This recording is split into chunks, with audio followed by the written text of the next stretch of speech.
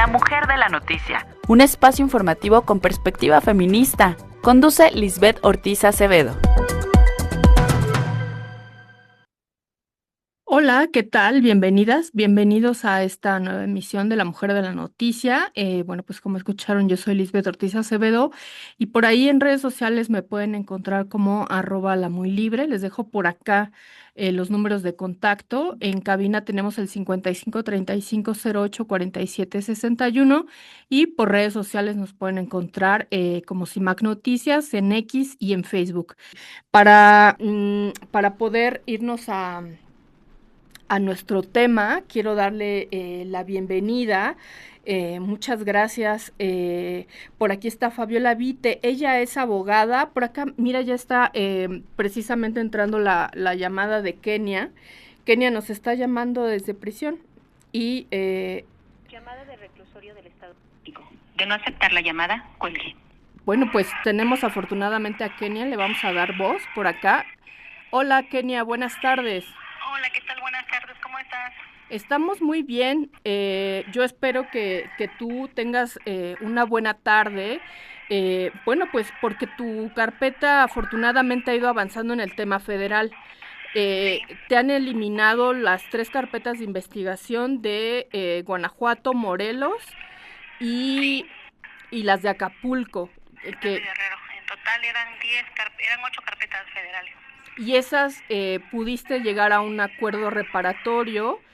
La de Acapulco y en la de Morelos, así es. Y en Guanajuato fue totalmente absolutorio. El juez dijo que no había delito que perseguir, que no era delito. Pero hoy... Que protestar en la caseta no era un delito. Hoy hay que decirlo, estamos entrevistando a Kenia. Ella es una defensora indígena amuzga que está en prisión hace 5 años. Y Kenia ha tenido un golpeteo muy fuerte porque te abrieron innumerables carpetas de investigación en tu contra a partir de que fuiste detenida. Bueno, pues por manifestarte en una caseta de cobro. Y a partir de esa detención has tenido este golpeteo por carpetas de investigación y ha sido muy complejo.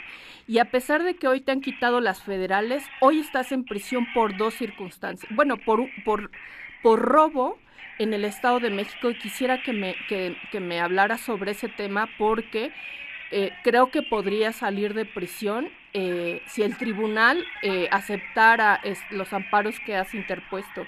¿Qué es lo que te detiene hoy en prisión por el tema de robo? Pues efectivamente hay 2 carpetas fabricadas totalmente por robo agravado, ¿no? El favorito del Estado de México, el delito favorito del Estado de México para fabricar por la Fiscalía es robo con violencia, porque en automático te imponen la prisión preventiva, ¿no?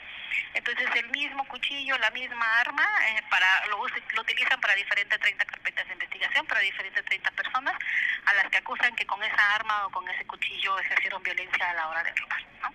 Entonces es la favorita de la Fiscalía y es algo que veníamos denunciando aún antes de mi prisión. Y sin embargo, yo demostré con pruebas fehacientes, con geolocalización de mi celular, con geolocalización de mi teléfono, donde aparecía que el 18 de marzo yo iba en carretera de Ciudad de México a Guerrero, a mi pueblo, a Xochitlahuaca, Guerrero, Zulajá. Yo hablo el amuzgo, el ñamná.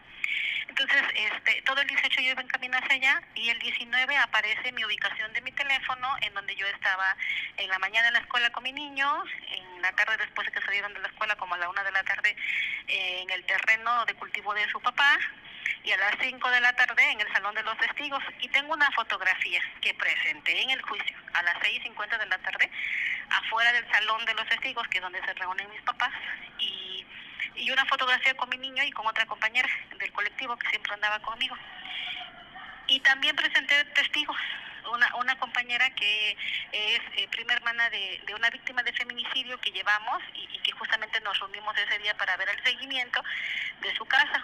Entonces, y ella testificó en la audiencia y dijo que ella me había visto en Xochitlahuaca, que me había visto en la tarde cuando yo fui por mi niño a la escuela y después en la noche nos habíamos visto para cenar y platicar sobre el tema del seguimiento de cómo atender a las víctimas, a los niños huérfanos que habían quedado de este feminicidio. Es decir, y aún así, con geolocalización, con fotografía, me dieron sentencia condenatoria. Es decir, tú demostraste con pruebas ante el juez que no estabas... Con pruebas científicas. Con pruebas científicas que no estabas ni en siquiera... el lugar de los hechos. Exactamente, del día que te acusan por robo. Los hechos que se me imputan son del 19 de marzo a las 6:10 de la tarde en la Caseta de las Américas, ¿no? Entonces yo probé que el 18 yo iba rumbo a Guerrero y que todo el 19 estuvo en Guerrero y que hasta el 20 yo regresé otra vez a México y aparece mi trayecto de regreso hacia el Estado de México hasta que yo llego a casa. Y ahí se desactiva la ubicación. Yo desactivaba la ubicación una vez que yo ya llegaba de regreso al refugio. Yo tenía un refugio porque ya estaba extraído por el mecanismo de protección a personas defensoras de derechos humanos. Entonces yo siempre que salía del refugio activaba la ubicación por tema de seguridad, ¿no? Entonces, y aparece mi ubicación, cómo voy, cómo estoy en una fotografía, o sea, tampoco alguien más se llevó mi teléfono, ¿no? Estoy en una fotografía a las 6:50 y con una prueba científica, un experto dijo pues que efectivamente no habían sido alterados ni nada los metadatos y aún así el juez dijo que no. No le dio valor probatorio a nada. A la testimonial dijo que no, que porque a lo mejor la prima de la víctima que yo había llevado su proceso por agradecimiento iba a ir a declarar a mi favor. Y que las fotografías y que la geolocalización a él no le constaban, ¿no? ¿Quién te está denunciando por robo, Kenia? En el Estado de México son Autovías Concesionarias Mexiquenses, SADCB, las casetas de cobro que están aliadas con HOE Aliática, una empresa que además es famosísima por escándalos de corrupción que se han venido denunciando desde el tiempo de Obrador, ¿no? Y ellos son los que están detrás, los que han hecho toda esta presión durante estos más de 5 años y medio para que yo me mantenga en prisión, ¿no? Con todas las carpetas federales que me abrieron por ataques a las vías de comunicación y por estas carpetas de robo totalmente fabricadas. ¿Y supuestamente qué te robaste, Kenia?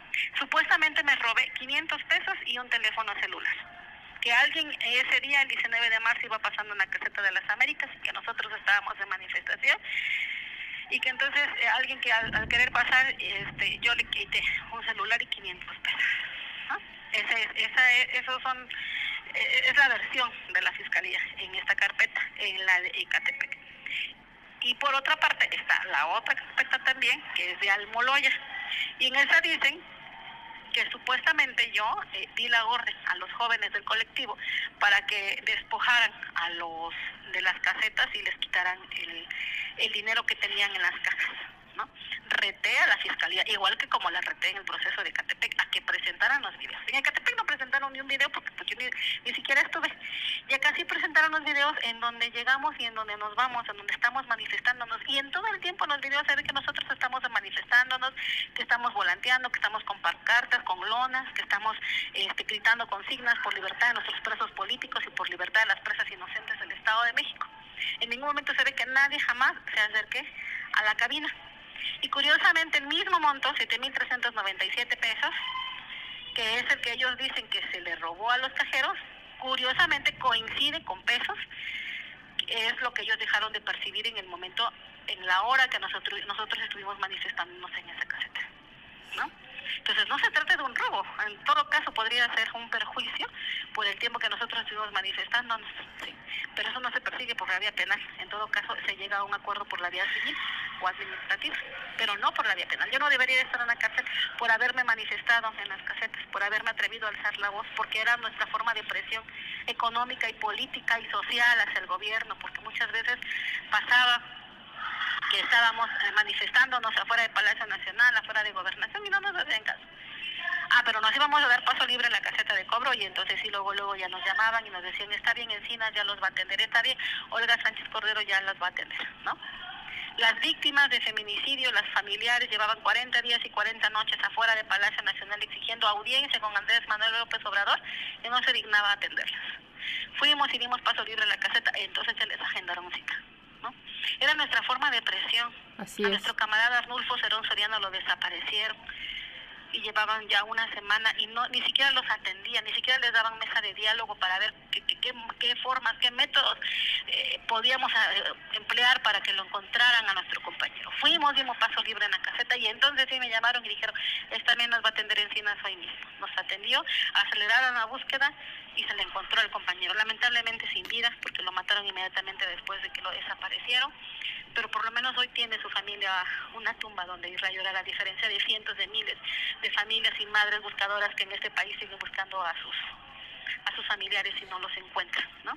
Kenia, Entonces, tu caso es emblemático hoy porque eres una mujer líder, eres una lideresa indígena, defensora, también eres una mujer feminista y eso parece que se ha criminalizado, te han criminalizado por la protesta y te han criminalizado de una manera muy dolorosa porque además lo estuvimos documentando desde CIMAC Noticias, incluido tu paso por el Ceferezo 16 en Morelos, donde documentamos las torturas y tú fuiste una de las testigos más importantes porque precisamente nos narrabas lo que has vivido. Es decir, ha habido un ensañamiento contra ti. Yo te quiero preguntar, ¿quién se ha ensañado contra ti y te quiere en prisión?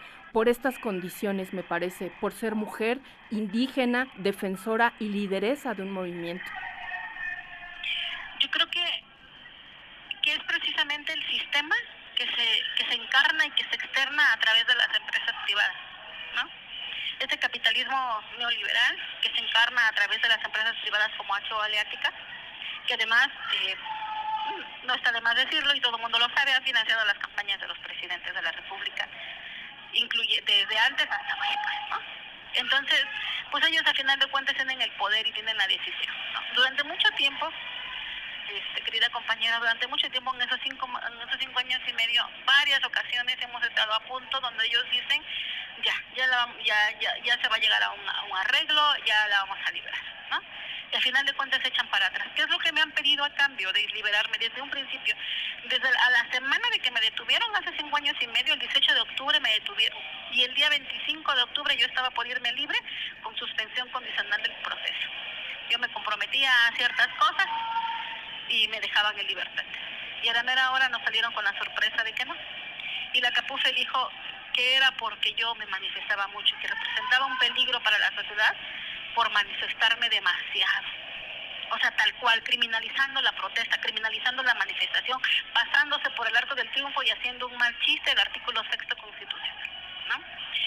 Y entonces lo que me mandaron a decir ese día después de la audiencia es que si yo quería salir libre aceptara el procedimiento abreviado, es decir, me declarara culpable, es decir, aceptara que había cometido un delito. Yo dije, no, lo voy a aceptar, porque yo no cometí un delito, porque luchar no es un delito, porque protestar no es un delito, porque yo de aceptarlo sería entonces, para mí y desde mi punto de vista, darle la espalda al movimiento social. Para mí sería traicionar mis ideales, traicionar a la lucha social y eso no va a pasar. Me mantengo firme, me mantengo en pie y ha sido muy doloroso, por supuesto, más de 5 años y medio. Claro. 5 años, 7 meses privada de mi libertad. 5 años, 7 meses alejada de mis hijos. 5 años, 7 meses en los que han sido contadas las veces en que yo he podido estar abrazando a mis hijos. 5 años, 7 meses en los que yo he rogado porque me dejen pasar una noche con mis hijos, porque ellos me necesitan tanto, porque mi niño, el más pequeño, apenas iba a cumplir 4 años, le faltaban 3 días para cumplir 4 años de edad, y el mayor le faltaban 2 meses para cumplir 8 años de edad. Ya que han cumplido sus 5, sus 6, sus 7, sus 8, sus 9 años el chiquito, y el mayor hoy tiene 13 años. Y hoy ellos han alzado la voz, hoy ellos han salido a las calles. Desde el año pasado el mayor se decidió a salir a las calles a sus 12 años y denunciar y encarar a Sheinbaum en la montaña de Guerrero junto con más de 500 compañeros de diferentes comunidades de la montaña. Cuando Sheinbaum fue a la montaña Tlapa de Comonfort, la esperaron en la carretera más de 500 compañeros indígenas y le pidieron mi libertad y mi niño ahí al frente, diciéndole que por favor me liberara. Y le dijo que le iba a dar una pronta respuesta, una pronta solución, y de eso ya pasó 1 año y medio y no tenemos respuesta. Y el menor este año también se unió a las filas, y este año también marchó el 8 de marzo, compusieron juntos una canción totalmente de lucha y por la libertad de su mamá y por justicia para todas las mujeres en este país, ¿no? Entonces se han tenido que sumar a la causa niños que deberían de estar jugando fútbol, jugando canicas, pues les toca salir a luchar por la libertad de su mamá. ¿Qué es lo que esperamos hoy jurídicamente, Kenia? Sin duda ha sido un trayecto de 5 años y medio, como bien lo narras, profundamente doloroso, donde es visible la criminalización contra una defensora, contra una mujer indígena, que recrudecieron esta protesta totalmente legítima. Hoy que ya te has quitado esas 8 carpetas de investigación federales, tenemos lo que nos narrabas, el robo, pero ¿qué es lo que procedería jurídicamente para que puedas tú precisamente hacer valer tus derechos y salir de prisión? Porque efectivamente, como bien lo dices, has presentado las pruebas de que no estuviste en el lugar donde te acusan de robo. ¿Qué sigue? ¿Qué es lo que se necesita para que tú estés fuera de prisión? Digamos que hay 3 posibilidades desde el punto de vista estrictamente jurídico, ¿no? Una es que se me absuelva, como debe de ser, porque no cometí los delitos, porque soy inocente, porque yo no robé. Esa es una. Y la segunda es la amnistía, ¿no? O combinadas ambas también, en una se me absuelve y en la otra se me da la amnistía, en la otra carpeta, ¿no? Y la tercera, se resuelven los amparos, me otorguen una sustitución de penas. El Código Penal del Estado de México, en el artículo 144, si no mal recuerdo, señala que cuando hay condiciones muy similares a las mías, en las que soy la principal cuidadora de mis hijos, porque la que me ayudaba a cuidarlos era mi mamá, y además lamentablemente falleció en septiembre del año pasado, y pues mis niños se quedaron. En este momento el que me está apoyando es mi papá, pero mi papá presenta pérdida de memoria a corto plazo, y por resultado de un accidente automovilístico que tuvo. Y entonces yo no estoy tranquila, ¿no? Si yo no llamo a mis hijos para ver si ya hicieron la tarea, para ayudarles a hacer sus tareas, 3, 4 tarjetas al día, para hacer la tarea con ellos, para asegurarme de que ya se bañaron, para asegurarme de que ya se cepillaron los dientes. Eso no sucede, ¿no? Eso no pasa porque a mi papá de repente eso se le puede olvidar. Sí, para ir cerrando, Kenia, la entrevista, y que no se nos termine el tiempo sin concluir, aparte de que eres pues madre, eres la principal cuidadora de tus hijos, quiero saber de ti. ¿Estos 5 años y medio han tenido alguna repercusión? Ahora tengo aquí también en la línea a Fabiola Vite, con quien podré platicar sobre todo el proceso jurídico, pero quiero saber de ti, ¿cómo estás en estos años? ¿A qué me refiero? Físicamente, seguramente esto ha tenido un deterioro en tu cuerpo, en tu psicología, en tu psique, en fin. Hoy, ¿a qué te estás enfrentando físicamente como secuelas de todo lo que has vivido? Para poder sostenerme económicamente en prisión, tuve que empezar a trabajar mis artesanías que mi mamá me enseñó a trabajar desde niña, ¿no? En prisión pues no podía ejercer la abogacía, que es mi profesión. Tengo mi título, mi cédula, pero pues tuve que dedicarme a ser artesana.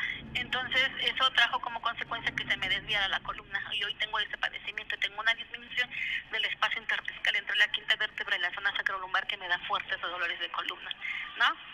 Tengo desgastada también ya la rodilla por los cambios de clima, porque es muy húmedo aquí adentro de prisión también. Eso te puedo decir que físicamente es el deterioro, ¿no? Emocionalmente, por supuesto, que hay un impacto muy fuerte para mis hijos esta distancia. Tengo que decirte que hace 3, 4 años aproximadamente abro mi libreta de poesía, porque para poder enfrentar a la prisión hay 3 cosas que a mí me han ayudado siempre a enfrentar la prisión, ¿no? Mantenerme ocupada trabajando y enseñándole a otras a trabajar lo que yo sé. Hoy, por ejemplo, tenemos un taller, somos 27 compañeras, estoy hablando contigo y al lado tengo el taller donde están las compañeras trabajando, donde yo les he compartido a ellas los saberes que a su vez me transmitió mi madre, mi abuela, mis tías, y eso a ellas las ha ayudado a alejarse de las drogas, a alejarse del medicamento controlado, a alejarse del cigarro, incluso de nicotina, y a mí eso me llena de satisfacción, de saber que aún desde prisión la he convertido en una trinchera de lucha y una trinchera de amor, ¿no? Y sin embargo, pues he estado lejos de mis hijos durante todo este tiempo, y te decía que hace unos 3 años mi niño, en una de las visitas, le digo que haga el dibujo de la familia, y él lo hace, y no le presté mayor atención en ese momento hasta unos 2 meses después, cuando quiero escribir una poesía a medianoche, abro la libreta, saco el dibujo, y resulta que a todos nos había dibujado en la familia con brazos, menos a mí, ¿no? En su dibujo de Joab, de mi niño el menor, que entonces tenía 6 años, yo no tenía brazos, ¿no? Entonces eso psicológicamente representa para él que no está su mamá ahí para abrazarlo todos los días, no está su mamá ahí para agarrarlo de la mano y llevarlo a la escuela, no está su mamá para curarle las heridas si se cae, ¿no? Ese es el impacto emocional, el impacto psicológico que ha tenido para mis hijos mi ausencia durante estos más de 5 años y medio, ¿no? Y desde ahí yo me propuse trabajar y trabajar y trabajar incansablemente para poder generar recursos y mis hijos me pudieran ir a ver por lo menos cada mes a prisión, lo cual es muy costoso. Yo por cada vez que mis hijos me vienen a ver me gasto de 10 a 12 mil pesos. Diferentes organizaciones como la Red Nacional de Defensoras de Derechos Humanos, Cultural Survival, y otras organizaciones internacionales me han apoyado económicamente y me han cubierto muchas veces las visitas o parte del costo, ¿no? Para que yo pueda ver a mis hijos por lo menos cada 2 meses o cada 3 meses, ¿no? Y lo cual les agradezco profundamente, pero ese es el impacto principal que ha tenido emocionalmente mi ausencia para mí, ¿no? Debo de tener una alteración en mis riñones porque yo nunca había presentado paño en la cara. Hoy tengo paño en la cara, no lo sé por qué. Y sin embargo creo que tiene que ver con la luz eléctrica que todo el tiempo está prendida en prisión desde el federal y también aquí en donde estoy. Pues yo te quiero agradecer mucho, Kenia, el esfuerzo que has tenido de poder comunicarte con nosotras desde el penal, que nos narres en primera voz lo que estás viviendo, lo que está sucediendo y que nos digas cómo está todo el proceso legal y que ahora platicaré con Fabiola Vite, tu abogada. Y bueno, pues seguiremos el caso porque CIMAC Noticias lo ha seguido y lo ha documentado desde hace muchos años y sin duda este proceso que viene, que me parece que ya tendría que ser insostenible, tu estancia en reclusión, pues me parece que estarás muy cerca de tu libertad por ti, por tus hijos y por el movimiento, porque este país no debería de criminalizar la protesta, sin duda. Te agradezco mucho, Kenia, y seguimos en comunicación. Muchas gracias. Por favor, ustedes también no dejen de compartir la verdad, de seguir haciendo periodismo de verdad, lo cual siempre se le ha reconocido y se le seguirá reconociendo a CIMAC porque es de los periódicos que justamente siguen difundiendo la verdad, ¿no? Y no se arrodillan ante los intereses del capital ni de las empresas privadas. Y de eso se les agradece muchísimo y se los agradezco profundamente. Llena Kialba. Gracias, Kenia, y buenas tardes. Bien, ya estamos aquí de vuelta en La Mujer de la Noticia y bueno, pues escuchamos de viva voz a Kenia. Kenia nos habló, pudo llamarnos desde la prisión, Kenia Inés Hernández Montalbán, quien lleva 5 años y medio, acusada hoy de robo, acusada de robo por 500 pesos, un celular, está en el Estado de México, recluida y bueno, pues nos habló de lo que han sido estos años para ella y su familia, sin duda, muy dolorosos. Pero para seguir con el tema y en especial de el proceso jurídico que ha seguido el caso, tengo a Fabiola Vite en la línea. Muchas gracias, ella es su abogada. Muchas gracias, Fabiola, por conectarte con nosotras y seguir en esta entrevista. Hola Lisbeth, buenas tardes y muchísimas gracias. Contrario, muchas gracias. Bueno, yo te quiero preguntar, ¿qué fue lo que pasó? Porque parecía imposible quitarse esos cargos federales. Vamos a suponer, una persona está en una entidad de la República, pero tiene 3 carpetas de investigación en un estado, 3 en otra y otra en otro estado, y todas las tiene que atender. ¿Cómo es que se logra destrabar? ¿Cómo es que logran quitar los cargos federales? Pues mira, efectivamente es una situación bastante atípica y quiero pensar que sea la única y que ya el Estado pare de este tipo de hostigamiento judicial.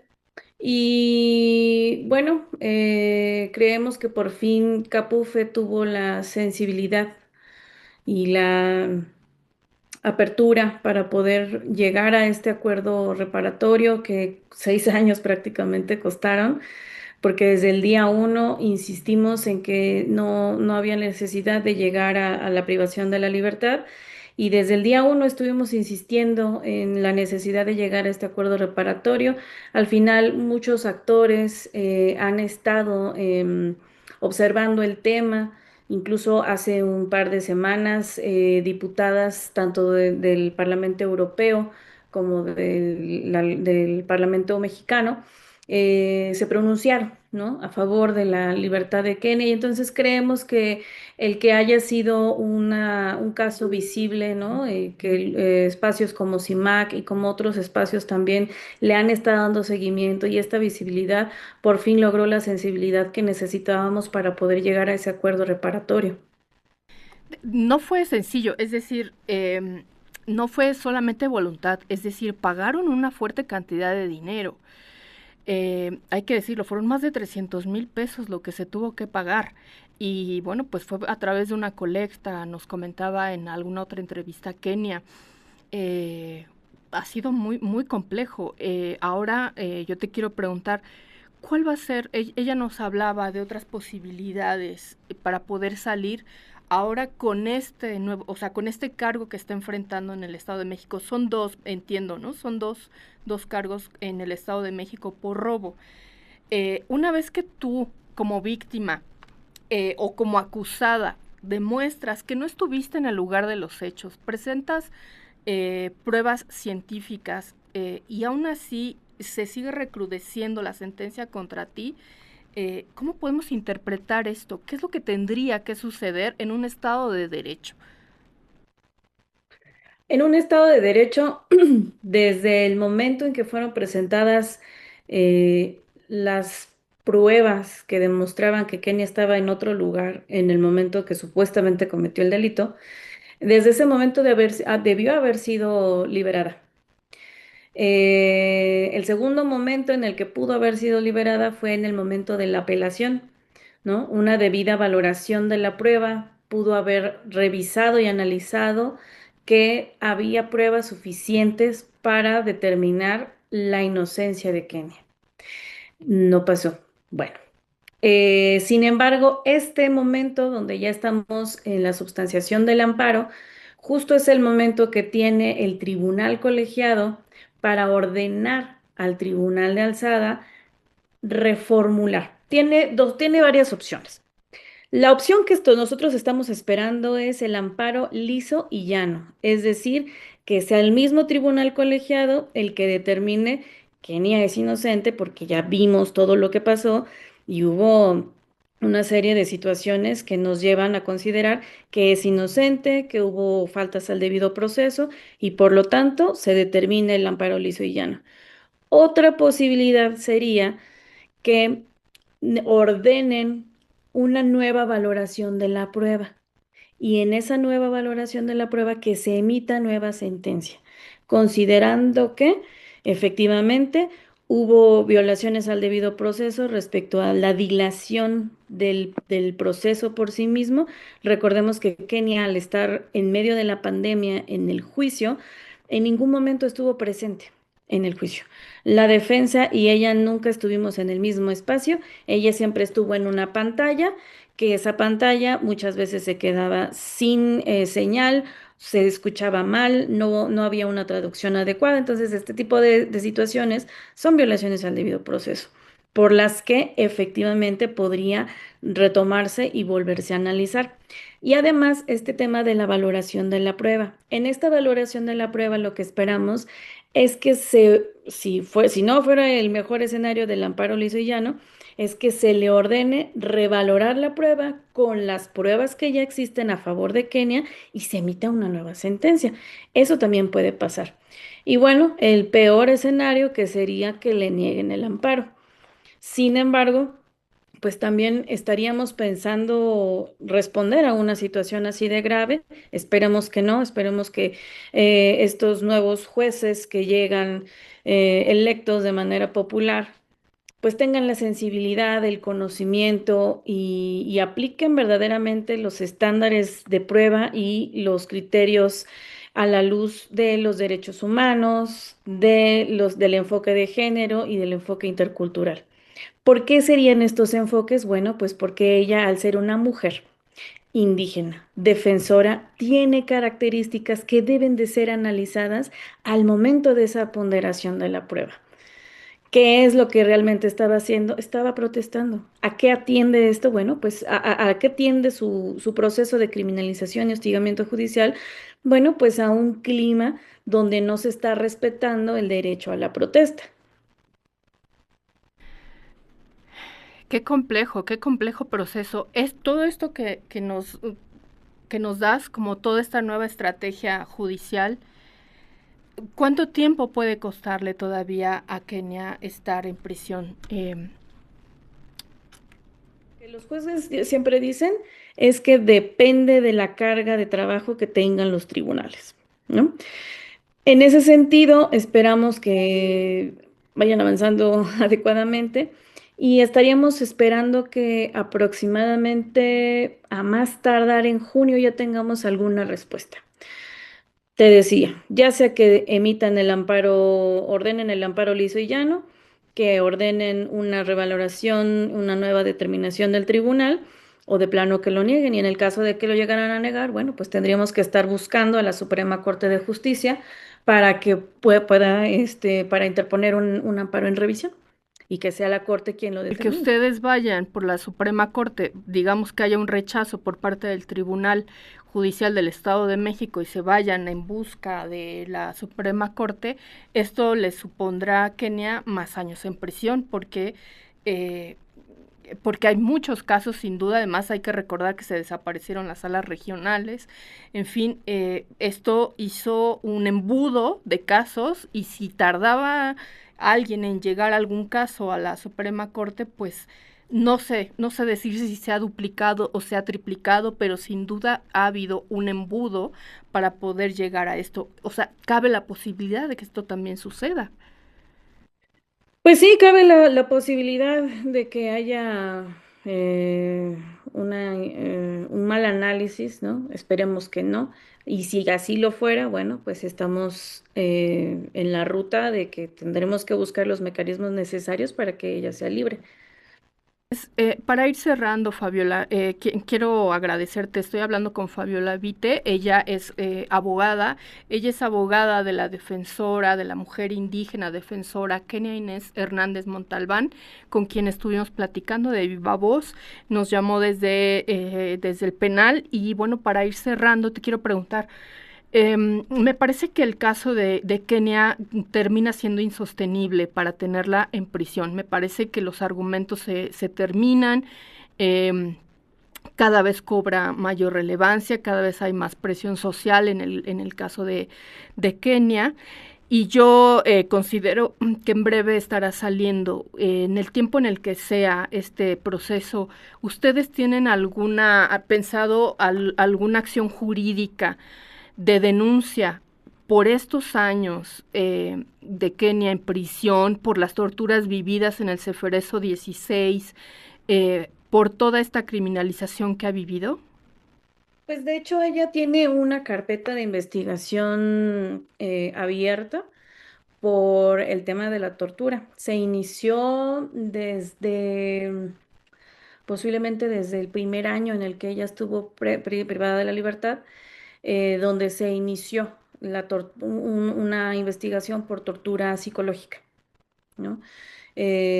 Tendrá que suceder lo que tenga que suceder con esa investigación. Evidentemente, por el momento, la prioridad es que ella sea libre y una vez que sea libre, yo creo que incluso ella misma tomará eh, por sí misma las acciones que sean necesarias de investigación para poder dilucidar qué es lo que sucedió. Creo que sí. Bueno, pues vamos a seguir el caso sin duda, Fabiola. Es importante darle visualización a lo que determina el Tribunal Judicial del Estado de México, porque tiene todas las pruebas para poder determinar, me parece, la libertad inmediata a Kenia. Y bueno, pues estaremos sin duda atentas porque esto es en nada, junio es en nada y estaremos al pendiente de esta información para seguir con el caso. Te agradezco que te hayas conectado, Fabiola, por el enlace también con Kenia y seguimos en la cobertura. Muchísimas gracias, Lisbeth, y un abrazo para todo el equipo de CIMAC. Gracias a ustedes.